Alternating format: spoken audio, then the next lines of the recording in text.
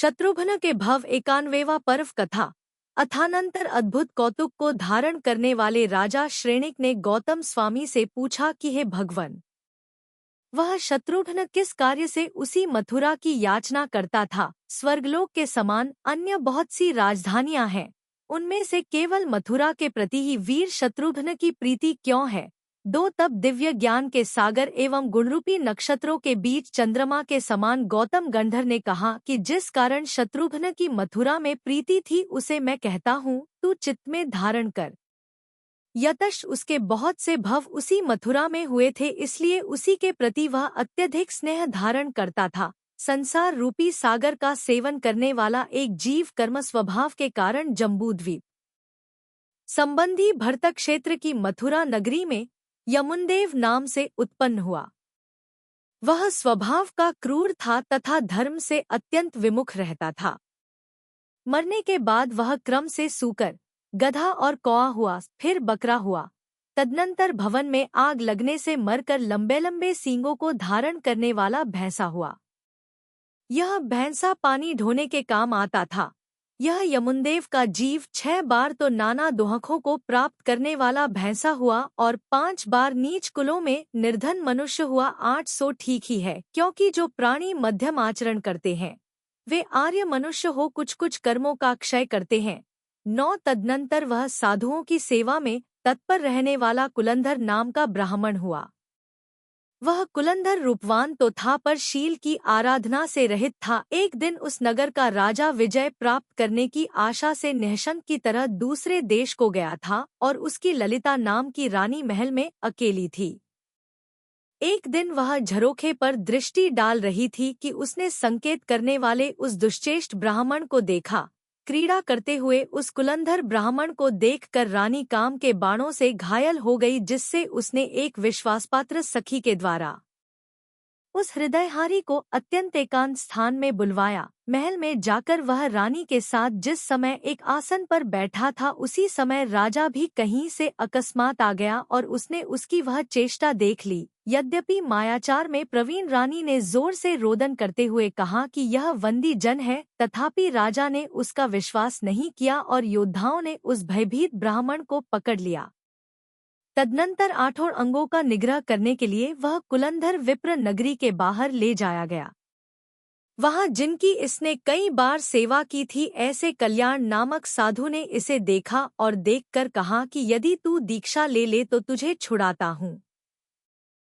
कुलंधर ने दीक्षा लेना स्वीकृत कर लिया, जिससे साधु ने राजा के दुष्ट मनुष्यों से उसे छुड़ाया और छुड़ाते ही वह श्रमण साधु हो गया। तदनंतर बहुत बड़ी भावना के साथ अत्यंत कष्टदायी तप तप कर वह सौधर्म स्वर्ग के ऋतुविमान का स्वामी हुआ। सो ठीक ही है, क्योंकि धर्म के लिए क्या कठिन है। अथानंतर मथुरा में चंद्रभद्र नाम का उदारचित्त राजा था। उसकी स्त्री का नाम धरा था और धरा के 3 भाई थे, सूर्यदेव, सागरदेव और यमुनादेव। इन भाइयों के सिवाय उसके श्रीमुख, सन्मुख, सुमुख, इंद्रमुख, प्रभामुख, उग्रमुख, अमुख और अपरमुख ये 8 पुत्र थे। उसी चंद्रभद्र राजा की द्वितीय होने पर भी जो अद्वितीय अनुपम थी, ऐसी कनक प्रभा नाम की द्वितीय पत्नी थी। सो कुलंधर विप्र का जीव ऋतुविमान से च्युत हो उसके अचल नाम का पुत्र हुआ। 21 वह अचल कला और गुणों से समृद्ध था, सब लोगों के मन को हरने वाला था और समीचीन क्रीड़ा करने में उद्यत रहता था, इसलिए देव कुमार के समान सुशोभित होता था। अथानंतर कोई अंक नाम का मनुष्य धर्म की अनुमोदना कर श्रावस्ती नामा नगरी में कंप नामक पुरुष की अंगिका नामक स्त्री से अप नाम का पुत्र हुआ। कंप कपाट बनाने की आजीविका करता था, अर्थात जाति का बढ़ी था और उसका पुत्र अत्यंत अविनयी था, इसलिए उसने उसे घर से निकाल दिया था। फलस्वरूप वह भय से दुखी होता हुआ इधर उधर भटकता रहा। अथानंतर पूर्वोक्त अचल कुमार पिता का अत्यंत प्यारा था, इसलिए इसकी सौतेली माता धरा के 3 भाई तथा मुखांत नाम को धारण करने वाले 8 पुत्र एकांत में मारने के लिए उसके साथ ईर्ष्या करते रहते थे। अचल की माता कनक प्रभा को उनकी इस ईर्ष्या का पता चल गया, इसलिए उसने उसे कहीं बाहर भगा दिया। एक दिन अचल तिलक नामक वन में जा रहा था कि उसके पैर में एक बड़ा भारी कांटा लग गया। कांटा लग जाने के कारण दुहक से अत्यंत दुहकदायी शब्द करता हुआ वह उसी तिलक वन में एक और खड़ा हो गया।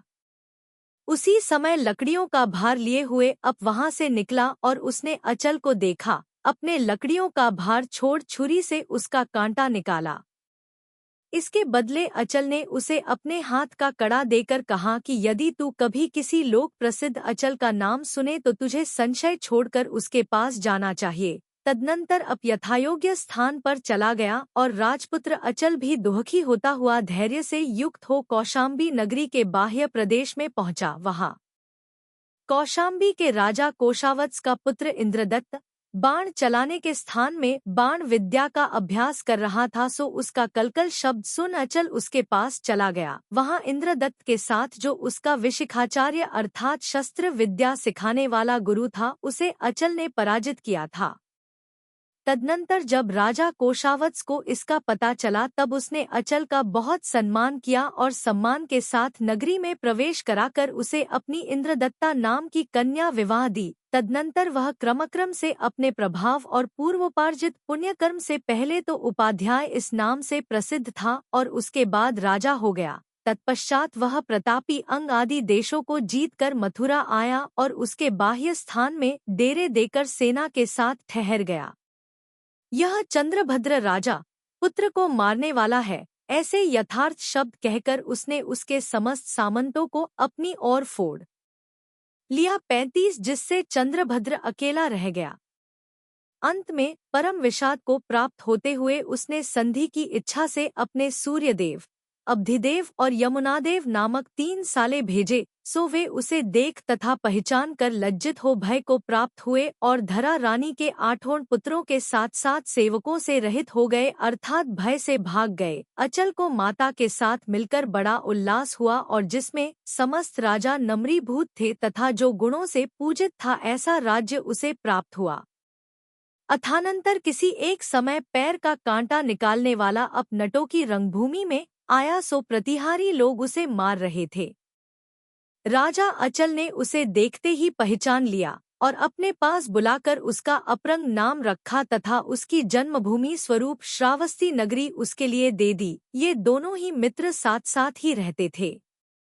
परम संपदा को धारण करने वाले दोनों मित्र एक दिन क्रीड़ा करने के लिए उद्यान गए थे, सो वहां यशस्मुद्र नामक आचार्य के दर्शन कर उनके समीप दोनों ही निर्ग्रंथ अवस्था को प्राप्त हो गए। सम्यक दर्शन की भावना से युक्त दोनों मुनियों ने परम संयम धारण किया और दोनों ही आयु के अंत में समाधि मरण कर स्वर्ग में देवेंद्र हुए। सम्मान से सुशोभित वह अचल का जीव स्वर्ग से च्युत हो अवशिष्ट पुण्य के प्रभाव से माता सुप्रजा के नेत्रों को आनंदित करने वाला यह राजा शत्रुघ्न हुआ है। गौतम स्वामी कहते हैं कि हे राजन, अनेक भवों में प्राप्ति का संबंध होने से इसकी मथुरा के प्रति परम प्रीति है। जिस घर अथवा वृक्ष की छाया का आश्रय लिया जाता है अथवा वहां एक दिन भी ठहरा जाता है, उसकी उसमें प्रीति हो जाती है। फिर जहां अनेक जन्मों में बार बार रहना पड़ता है, उसका क्या कहना है।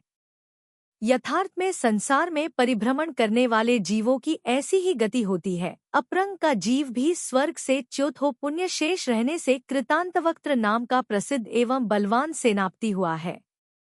इस प्रकार धर्मार्जन के प्रभाव से ये दोनों परम संपदा को प्राप्त हुए हैं। सो ठीक ही है, क्योंकि धर्म से रहित प्राणी किसी सुखदायक वस्तु को नहीं प्राप्त कर पाते हैं। इस प्राणी ने अनेक भवों में पाप का संचय किया है, सो दुखरूपी मल का क्षय करने वाले धर्मरूपी तीर्थ में शुद्धि को प्राप्त करना चाहिए।